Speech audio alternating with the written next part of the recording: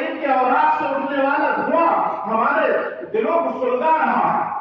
چھوٹے چھوٹے معصوم نونہال بچے اپنی ماؤں کی گودوں میں بغیر دواؤں اور غذاؤں کے ایڑیاں رگڑ رگڑ کر جانے دے رہے ہیں. ایسی پردنشی خواتین کے بے غیرت کی نگاہوں نے ان کو چھوڑ تک نہ تھا.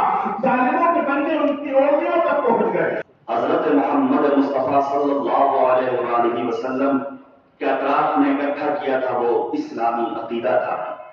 اگرچہ ایک غلام تھا، دوسرا آزاد، ایک سیاہ تھا، دوسرا سفید، ایک حبشی تھا، دوسرا قرشی.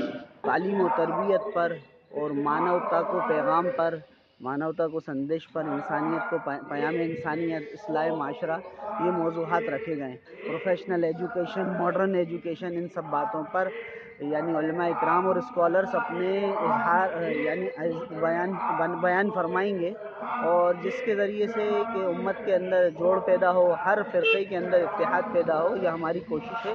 اسی لیے ہم نے یہ سیمینار آیوجت کیا ہے.